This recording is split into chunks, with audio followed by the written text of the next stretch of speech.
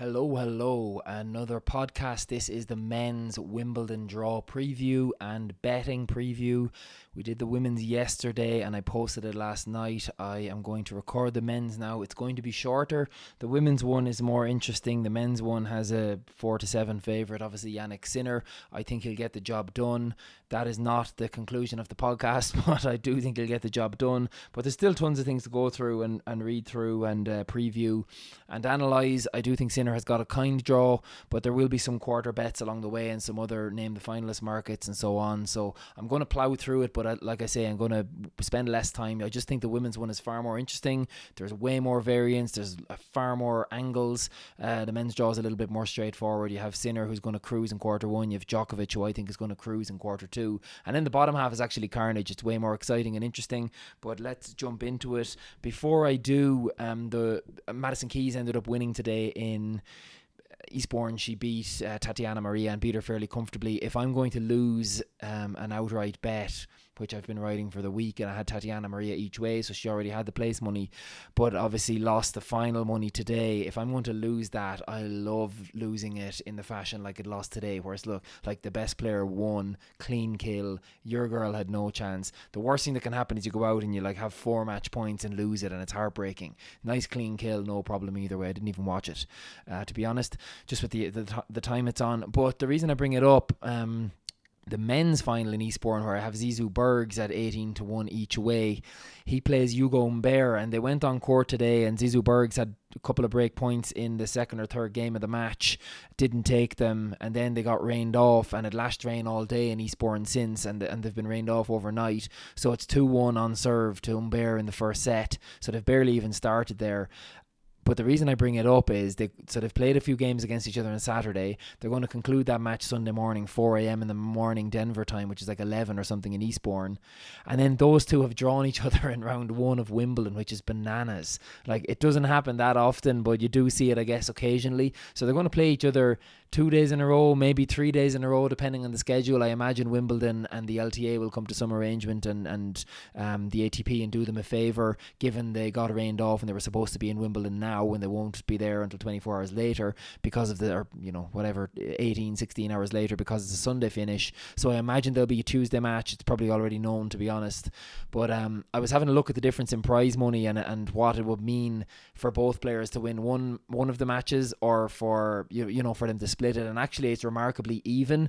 There's about a 50k difference sterling in prize money, or maybe it's dollars, it doesn't matter, in prize money between runner-up and winner in Eastbourne, and then it's almost the exact same amount in terms of first round winner or someone who reaches the first round versus someone who reaches the second round in Wimbledon. So honestly, if they split it, they'd both be about level, and it would be a pretty fair outcome and result. I hope that Zizou Bergs gets the Eastbourne one purely out of greed for my 18-1 each way. But obviously then whoever wins the Wimbledon one does have a great chance to go on and get the second round or the third round or the fourth round or whatever and win a couple more rounds.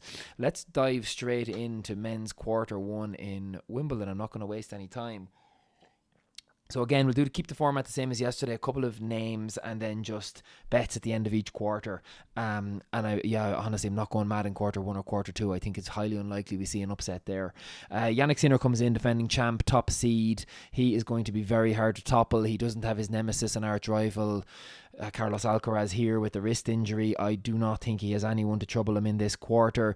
He also got a bit lucky in that the structure of the quarter, the bottom half of this quarter has a couple of names that are potential banana skins. The top half doesn't have anyone. He's going to have Ignacio Buz, he's going to have Rafael Hodar, and he's going to have Denis Shapovalov. And Shapovalov is like 5 years ago, maybe it was a tricky one. It's not anymore. Rafa Hodar, super clay season, super breakout year, but he's done nothing on grass ever, and it's going to take him a while to find his feet. That's going to be a piece of cake for Sinner. And Ignacio Buse, I was delighted he won his title in Hamburg. He is a super player. I love watching him. I love his personality. Every video I see of him on Instagram, I reply on my Inside the Draw account with the Ignacio Buse. I don't know if anyone saw, but after he won that Hamburg one, when he was in his interview doing press, and all his team came in and like crowded the stage and they stormed it and they started chanting, "Oh, Ignacio Buse," and he joined in chanting his own name. He was just like delirious having won. But yeah, he hasn't responded to any of my comments yet, but I guess I'm just juvenile. But the second, like the bottom half of this quarter, is certainly where it gets a little bit more interesting. One name I should mention that's actually still in the top half of this quarter, and I didn't mention him initially, is Ethan Quinn. He actually will probably end up being the most trouble for Sinner in the fourth round. They're scheduled to meet. Ethan Quinn made the final today in Mallorca and he lost to Alejandro Davidovich Fokina. I should have mentioned that he got his first ATP title after this is his sixth try, so lost 5 finals prior, and I'm delighted for him, and that was nice for him to shake that and get it off his back. But yeah, Ethan Quinn could be a tricky enough one. Honestly, like, Sinner will probably do him in straights anyway, but it could be a trickier match than any of the previous ones. So then in the bottom half of this, you're bound to meet one of these names in a quarter final for Sinner. Casper Ruud plays Hubert Hurkacz in round 1. I think Hurkacz will win that. He has a ton of grass pedigree. Ruud has none. I think he's just far more comfortable on the surface, and I'll be surprised if Ruud can overturn Hubert Hurkacz, but let's see. Tommy Paul is in here. He's probably, along with Medvedev, he's the biggest danger down here. But Tommy Paul is in here, Queen's champion 2024, very competent on grass, as we know. Made the final in Queen's and lost to Cerundolo a few weeks ago. Marin Cilic is in here. Brandon Nakashima is in here. Cilic is obviously a former finalist. Didn't he play Roger Federer going back a decade or whatever at this stage? I had a very soft spot for Cilic throughout the peak of his career, but those years are long gone. Brandon Nakashima is very competent on grass, and confident, I guess, but his problem is return. He's like some of the other bots, where he's a huge server and huge ground strokes, but I just can't see it on the return, even on grass. But he knows his way around the grass court. And then the biggest name apart from Sinner in the quarter is Daniil Medvedev, and for selfish reasons, I would have loved if Medvedev avoided Sinner and Djokovic and made it into the bottom half. I would have loved his chances of making it through to a final. Could he still upset Sinner? Yeah, he beat him here in 2024 at Wimbledon when Sinner was almost the Sinner he is today. So yes, Medvedev can go and beat him, but Medvedev has a tricky little segment to navigate there before he even reaches a quarter final. So for me, I would honestly be pushing the boat out to find a bet in this quarter. I have found 2 that I think are palatable if someone was inclined and really wants a bet. I think Hubert Hurkacz at 30-1 with both Rivers and BetRivers and FanDuel is palatable and just about fine to take. And then I think Daniil Medvedev 14-1 at FanDuel. They're on an island there. I think that one is fine to take as well. Obviously, both of those are on the other side of the quarter to Sinner, so you get the outside chance that something could happen like it did in Roland Garros, and he has to play 4 matches before he even gets to you in a quarter final. So Hurkacz and Medvedev, I'm honestly not even certain if I'm going to back either of those myself, but if I was to have a bet in this quarter, those would be the bets. I told you I was going to keep it short and sweet. Moving on to quarter 2. This is it's probably a slightly more interesting quarter than the first one, but I think Djokovic is going to coast here. I said it I did a short kind of reel yesterday for the men's and women's 2-minute job where I picked a dark horse and Mylene for each quarter, and I said in that I think Djokovic, despite landing on the same side as Sinner, I think he would have taken this draw every day of the week. He avoided a ton of people that he would have wanted to avoid. He has got a nice clean run at the semi-finals where he can, does it matter to him if he faces Sinner in a semi or a final? Honestly, not really. He'd arguably prefer to face him in a semi. So I think Djokovic will be thrilled with this draw. There's no one in here that I think is going to hurt him. He would have, he's avoided the likes of Fritz, the likes of Shelton, the likes of Draper, maybe some of the bigger servers and the bigger names that he'd be happy to avoid. So here we go with quarter 2. Felix Auger heads it up, and then Djokovic is the other seed at the bottom of this quarter. So there's room for someone to come out of the top half of this quarter and have a real run. So it's very similar to the first quarter in that sense. I said Sinner had a lovely segment, like a top half of quarter 1. The top half of quarter 2 is wide open, and I think the man that's going to take advantage there is Lerner Tien. I'm very keen on him here. Felix Auger, anyone who listens to my pod, I'm not keen on Felix Auger. I think he's a phony world number 4. I can't believe it. I think it's an indictment on the game that he's world number 4. I just don't have time for him. Give him an indoor hard court, yeah, he's great, but I just don't like him. I don't like him in slams. I don't like him. I don't trust him. I don't think he has what it takes to make a deep run in a tournament like this, but let's see. They still have to go out and play. He has made a Wimbledon quarterfinal before.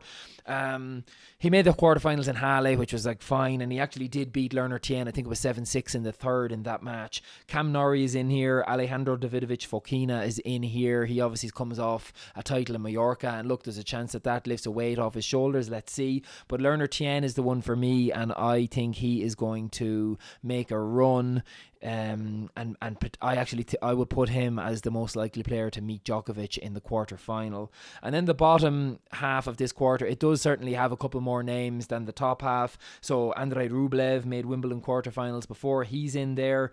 Botic van de Zandschulp is in there. João Fonseca's in there. Fonseca's a big name, but like he's done nothing on grass. Yes, he had a really nice year, a really nice breakout on clay. I was delighted to see that for him. I've said it before, my wife is from Brazil. I have friends down in Brazil, and like they love Fonseca, and it's brilliant. The Brazilian sports fans are amazing, and there's so much hype, and they follow and push their players, and especially tennis, where they haven't had success since Guga Kurten in the late 90s, early 90s. So it's brilliant to see a genuine threat come through in the shape of João Fonseca, but I think it's way too early for him at Wimbledon. He might end up being a good grass quarter in time, but I don't think it's going to be this year. But look, stranger things have happened.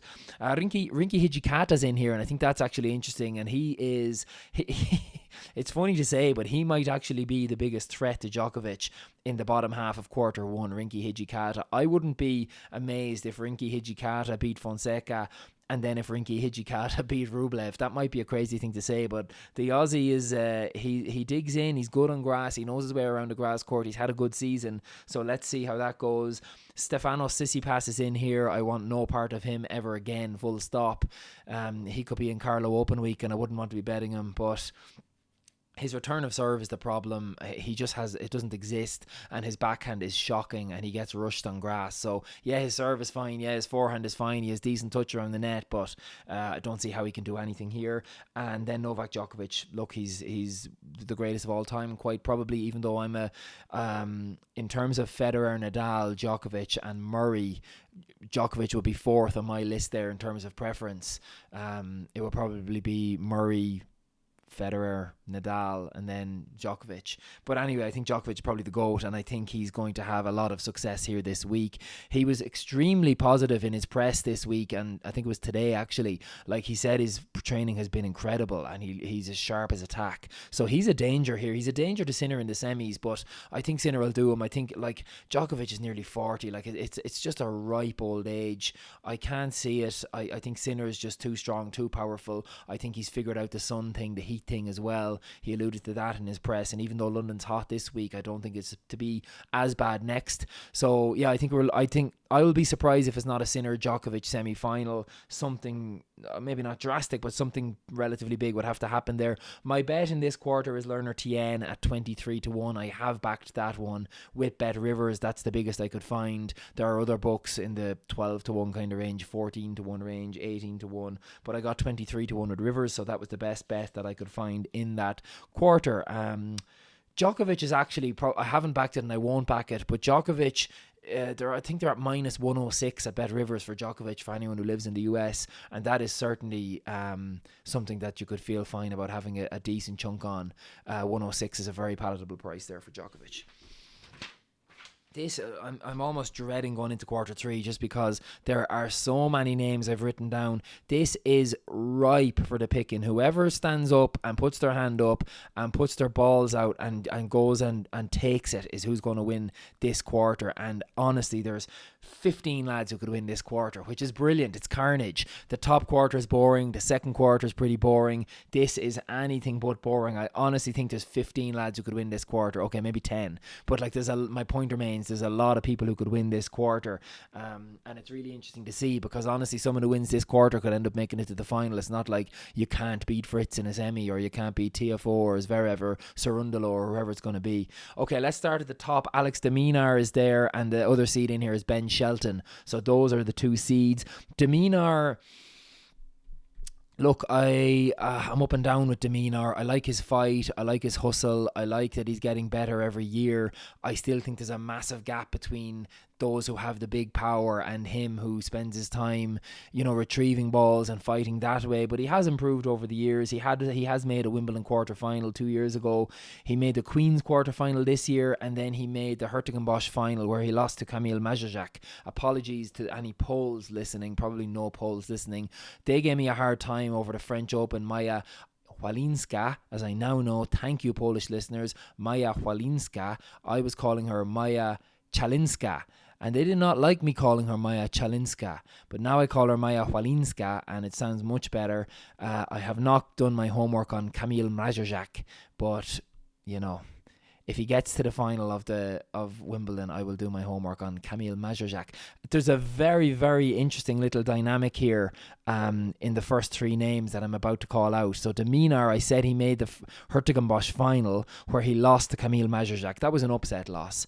But in the semi-final, Alex de Minaur beat Adrian Manarino, who I love. I fucking love Adrian Manarino, particularly on grass. He's a whiz, he's a wizard. He's the male Tatiana Maria, and I love him. 5 sets does him no favours. He's not going to do anything here, but he's great, and I have a super time for Adrian Manarino. But he played de Minaur in the Hertogenbosch semi-final and lost, and then So de Minaur is due to play, or almost certainly will play, Manarino in his second round here, and then the player that Alex de Minaur is going to meet in his third match here is going to be Kamil Majajak. So he's going to start with a real easy one, Burruchaga, the clay courter from Argentina on grass. Then he's going to play Manarino in a repeat of the Hertogenbosch semi. Then he's going to play Majajak in a repeat of the Hertogenbosch final, which he lost. Now, I think de Minaur will much prefer the 5-set format than Majajak. Majajak's I won't say he's a bot, but he's a huge server, and he relies on the tie breaks and stuff like that. And there's way more variance in a best of 3 than there is in a best of 5, so I think de Minaur will be fine. He won't be worried there. And honestly, there's someone else there's actually 2 players, but one in particular that I've breezed over here that actually could probably beat Majajak, and he'll honestly trouble de Minaur too, and that's Matteo Bellucci, the Italian. He loves grass. He's a bit of a whiz. I like it. It's a unique kind of game style, so I'm interested to see him. And he plays Zachary Svajda, the US player, in round 1, and he's actually pretty good himself, although I would give a pretty significant edge to Matteo Bellucci. So let's see how that transpires. Karen Khachanov then headlines the next little mini section, and Flavio Cioboli is in there as well. We also have Giovanni and Pesci Pericard, and we have Talon Griekspoor. So look, there's no shortage of names and that's just the top half. So those are the kind of names in the top half of the third quarter, all the way down to Cioboli. Cioboli is defending quarter-final points here from last year, and obviously he has a pep in his step because he went to the Roland Garros final that nobody in the world, not even his mother, was expecting that Cioboli would go to the Roland Garros final. So I think he's going to have his tail up a bit, and the fact he can play on grass and he's fresh now, he took a bit of time off, he hasn't played much in the grass season, I think it's interesting, and I think he actually is a significant danger to de Minaur and also to Shelton. He could easily win this quarter. Giovanni and Pesci Pericard, I mentioned him. He's obviously like an alien with the serve. It's just a freaky serve, but 5 sets is his enemy as well. He needs best of 3. He needs the variance. He can't do it over 5 sets. He can on a once off, but he's not going to string anything together. I mentioned Karen Khachanov, very, very competent on grass over the years, but his best days are behind him. And then Talon Griekspoor, like, he's a name, if he was in form, that could come out and do some real damage and carnage in this quarter, but his form is just not there. He's really struggling. I can't have him in his current form despite his grass pedigree. He knows his way around a grass court, but I'm not going to be parting ways with any cash on Talon Griekspoor, despite being a fan of him as a player. I think we're looking here at Cioboli as the main player, and Alex de Minaur. So one of those two are going to get to the quarterfinal is my view, and I wouldn't be at all surprised if it was Cioboli, but I don't give him any real edge over de Minaur, or really vice versa. And then the bottom half, like, it's honestly, it's a scandal how many good players are in here. So Jakub Mensik is here. He's a relatively easy one for me to brush aside just because he's never done anything on grass, but he serves huge and he's got a big game. I would say the serve is a lot bigger than the ground strokes are, but he's got a tough match. He's got Toby Samuel, the Brit, in round 1, and he made it to a semi in Eastbourne where he almost beat Zizou Bergs. He served for a place in the Eastbourne final against Zizou Bergs, and he ended up getting broken and losing in a tiebreak in the second set, and then he got hammered in the third, but he's well able to play. Then Grigor Dimitrov is in here. He's obviously, got a recipient of wildcard here. He played decent in Mallorca. He played a challenger in Dublin before that, so he's got his grass legs under him, although he hasn't been past the 4th round in like 11 years now, so I don't think he's going to do anything. Then you've got Stan Wawrinka playing Matteo Berrettini in the first round, and Berrettini's going to win that. Berrettini is the best grass court player in this half of the draw, and that's not hyperbolic to say. And yes, Taylor Fritz is in here. Berrettini is not in the same form that Taylor Fritz is in, but Berrettini's amazing. He's built for grass. He is a real top grass courter, and I read some stuff about him practicing. Obviously, we haven't seen him since Paris, since Roland Garros, because he's been injured, and that's always a worry when a player's injured. Are they going to be in form? How are they going to look? But I read that he looks sharp as fuck. So if that's true, it's massively interesting, and he's a huge danger. And I'm willing to part with a little bit of cash to test out that and see if it's actually true at the price, because he's the best player in the quarter if he's healthy. Just the serve and the forehand, the volleys, the drop shots, the slice. He's got everything for grass. He knows his way around a grass court like no man. And he made a Wimbledon final, so he's someone that I'm very keen on. But then even that, if he gets past Wawrinka, which he will, he plays in the next round either Arthur Fils or Raphael Collignon, and both of those are super. Collignon has been a real revelation this year. I don't know, grass is going to be his thing. He's he had a pretty good season on clay, but he's done good stuff on grass. He made the Halle quarter final where he pushed Zverev really close. He didn't beat him, but he pushed him close. And then Arthur Fils. Arthur Fils is a humongous price. I've seen him as big as 250 to 1 outright.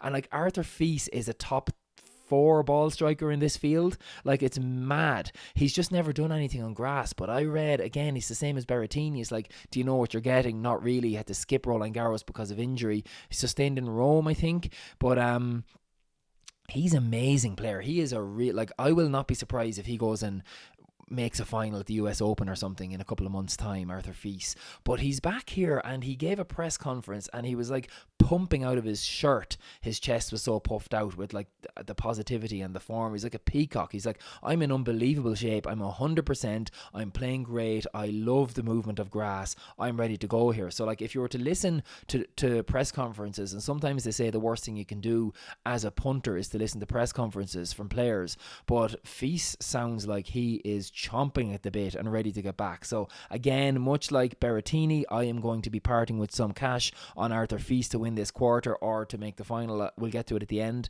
But that's a chronically hard little section there between Mensik, Samuel, Dimitrov, Wawrinka, Berrettini, Collignon, and Fils. Jesus Christ, throw a dart in the board. But obviously we'll do it based on price. But I'll give you a hint. We're not going to be betting Mensik. And then the last little eighth of this draw is Hugo Humbert, Zizou Bergs. I mentioned that at the top of the show. I can't believe they drew each other again. A rotten draw for both of them. Humbert is obviously seeded, but Bergs is not, but he's a danger. And then the next player here is the Japanese, and I'm ruining it on you, but I am betting the Japanese Sho Shimabukuro. I'm betting him to win the quarter. You can get 100. It's either 100 to 1 or 150. 100 to 1. I've already backed him to win the quarter at 100 to 1. He's the guy who knocked Kyrgios out in whatever his comeback tournament was a couple of weeks ago, and he looked unbelievable in doing it. He's made a quarterfinal in Stuttgart. He took Ben Shelton to 3 sets in that quarterfinal, and then he lost to Shelton in that. Shelton went on to win the tournament, and then he lost to TFO and Halle, and TFO went on to win the tournament. This guy is unreal. I've watched him. He dismantled Kyrgios, and I know that's not saying a lot, but Kyrgios absolutely schooled Karanta Mute the round before that, and everyone was waxing lyrical about him. So this guy is the real deal on grass, and he's a really interesting one to watch. So let's see how it goes. I wouldn't be at all surprised if he ended up beating Hugo Humbert or Zizou Bergs and made his way into a matchup with Ben Shelton. But let's see, at 100 to 1, it's worth a little flutter to see how he goes. And then just to finish this one off, we have got Arthur Fury in here, the decent British player who beat Manarino. Did he beat Manarino, or was it a close match of Manarino? Maybe Manarino came back and beat him a couple of weeks ago, but he's decent on grass. And then excuse me, Ben Shelton hasn't got a great draw. He plays a Finnish player called Otto Virtanen in round 1, and probably, honestly, not a lot of listeners won't know who Otto Virtanen is, and that's fair enough, but I'm going to be betting him, and I have bet him at 150 to 1 for this quarter. It's like multiple times bigger than you can get at other books, but I got him here at 150 to 1. I think it was with 365. He has made, go and type him into whatever you use for your results. I use Tennis Abstract, but you can use Flash Score.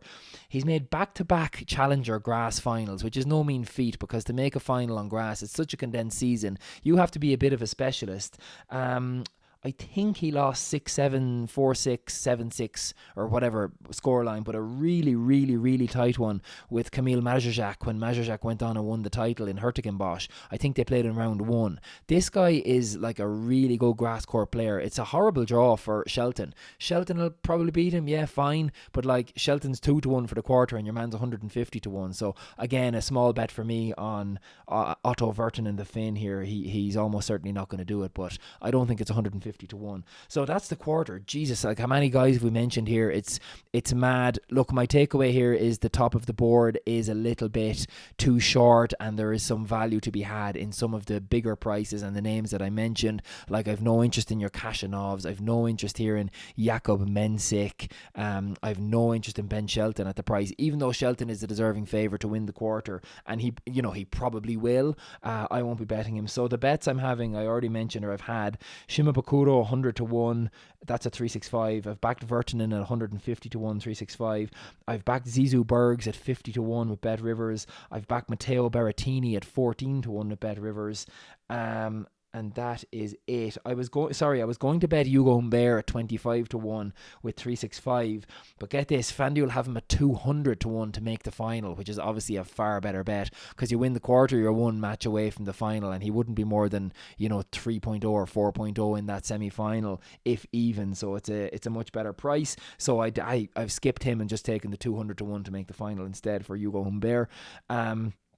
If you want to bet on one of the bigger names here, it's either Chaboli at 11 to 1 or Deminar at 6.5 to 1. Honestly, I probably prefer Chaboli. I haven't backed it yet, but I think I'm going to bet Chaboli to win the quarter as well at 11 to 1.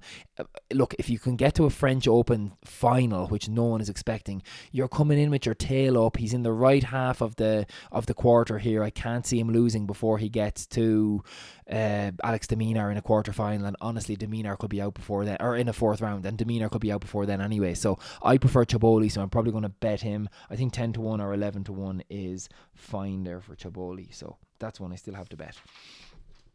Okay, last quarter, less names in this one. Like, I still think there are some players who could put their hand up here and have a go and win it, but there's less carnage than quarter 3, where I honestly think there's 10 guys who could win. This one probably has 4 or 5 guys who could win the quarter, but it's got some big names and it's an absolute killer. I feel sorry for anyone who's landed in here, honestly. So Taylor Fritz plays Jack Draper in round 1. How horrible is that draw for both of them? For Andy Murray, who's coaching Draper. Draper looked great in Eastbourne during the week. I don't think he cared too much in the semi-finals. He just wanted to get a few matches under his belt, get the confidence going. He looked super, serving well, volleying well, hitting the ball well off both wings. Murray was delighted with him. Draper got some confidence back.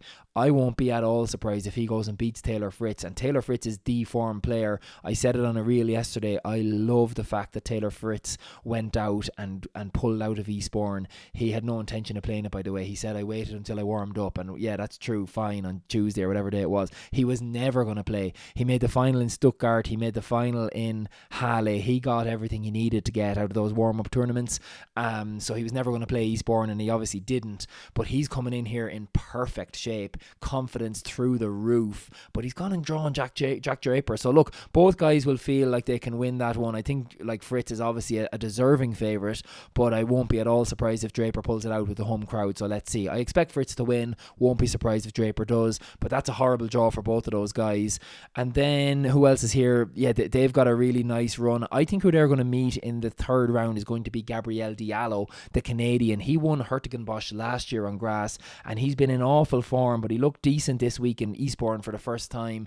Poor lad, he couldn't wait to get off clay. He was like losing round 1 every week, and now he's off clay. He's back onto his favourite surface, and he can do damage. Like I said, I thought he looked great, so people are going to laugh at me, but I've had a bet on him. I had him chalked down for the quarter at 50-1, just because I thought it was a little bit too big for the power and the size of his serve and the game style that he's got. And then I saw it was 250-1 to make the final. And again, it's the same as the Humbert one in quarter three. It just works out better price wise and probability wise. So I've actually backed him small to win to make the final from this half. Gabriel Diallo. He is an out and out grass court. Look, is he going to make the final? Almost certainly no, but I didn't think he was 250-1 to do it. So he's a danger there. And then that's the top section of. No, that's not even. Sorry, there's another little segment. We've got Francis Tiafoe and we have got Sasha Bublik.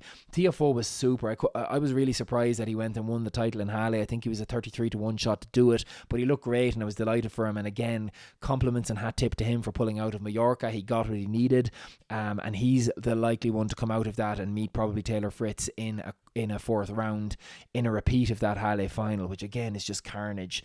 But Sasha Bublik is in there. He is a clown. I'm not going to say I hate him, and I backed him a few times this grass season, but he's an absolute dickhead. He's just a complete and utter fool. Like, this is the time of the year where he has to make his hay, because he can't do it on clay. He's far less likely to do it on hard court. Grass is where you have to make your money and get your points, and he's like going out there nonchalant, doesn't care. He's going for 140-mile-an-hour second serve aces on break points and set points and match points, and just double faulting into the net or a foot long. I hate the way he approaches it. 5-set kills him anyway, because like he needs the variance. He can't return. He has much of the same problem as someone like Sissy Pass, where you can't get into the return games, or Giovanni and Pesci Perry cards. So he's not going to do much, but like, he is a dangerous player. If he knuckled down and actually played the right way, he could make a final here, but he won't, because he's a gobshite. So I think Tiafoe will get past him. I wouldn't be surprised if Tanasar Kokkinakis got past him in the first round. Excuse me, I need a drink.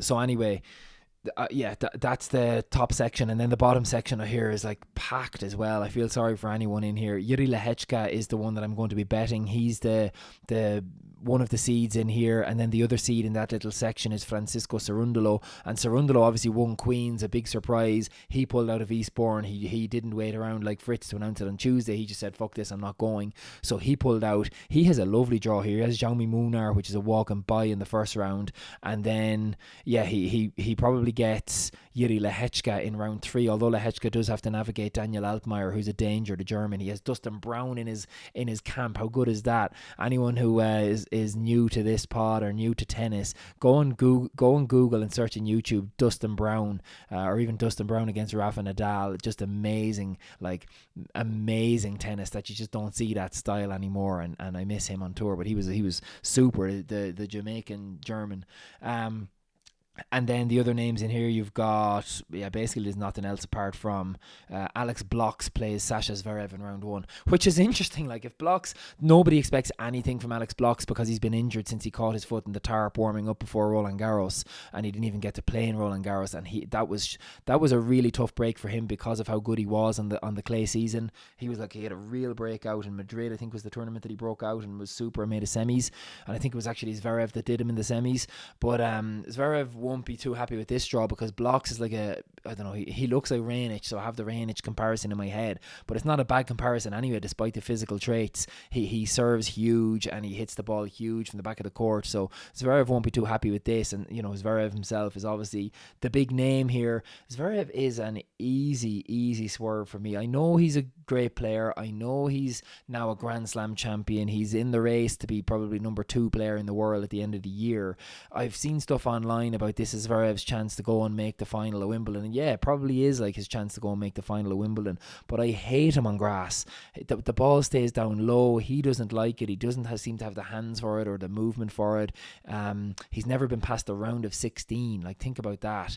I don't think all of a sudden he's going to go and make a final here from never being past the round of 16. 16. He's got a tough enough draw. Like I say, he'll have blocks in round 1. Then it's okay for 2 rounds, but then he's going to play Yuri Lehechka, who could beat him. And then in the quarterfinal, he's going to play Taylor Fritz, who dominates their head-to-head. Potentially play Taylor Fritz, who dominates their head-to-head. And then it will be, a Shelton or a Feast or, something like that. And maybe even a Matteo Berrettini in a semi-final, who's a better grass courter as well. So we will see. My bet in quarter 4 is Yuri Lehechka. Some of the books are up about 8-1, 9-1, 10-1. Bet Rivers are 20-1 on Yuri Lehechka, so that was an auto click. Very easy click for me there. And then that's all in the quarter. And then I have some other bets. So Taylor Fritz to reach the final at 8-1. I thought that was more than generous. I saw him up at 4-1 for the quarter. And then he's obviously not close to a pick in a potential semi-final. He's a far shorter favourite than that suggests. Even if you were to play Shelton, he'd be $1.65, $1.70 on grass. So I just thought the 8-1 was a better price than the 4s, so I'm going to take that. And then Arthur Feast to make the final, 80-1. I thought that was a fair price, and again, I just want to be on him one way or another with the ceiling he has and the level he has. If things click for him here, I want to be on him, so I am.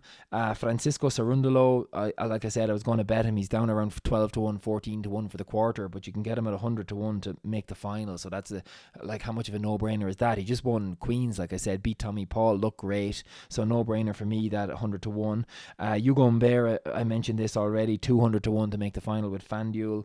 Gabriel Diallo, I mentioned that one, 250-1 to make the final. 365 are up with Yuri Lehechka at 18-1 to make the final, and I've just told you I got 20-1 with Rivers to win the quarter, and he will be underdog in a semi, so that's a lovely price. Anything I've called out there that I haven't called out a book afterwards immediately is Bet365. The only other bet that I've done for the men's is one that I'm actually really keen on price-wise, and that's Ben Shelton, Alex de Minaur to meet in the tournament. So they have a player to meet market, and it's just a yes selection, and the players are Shelton and de Minaur, and that's 10-1, and I can't get near 10-1 for Shelton and de Minaur to meet. So it's probably like a 6-1 shot is my view, or maybe it's a tiny bit bigger, 13-2, but I've backed that with 365 as well. So that is everything.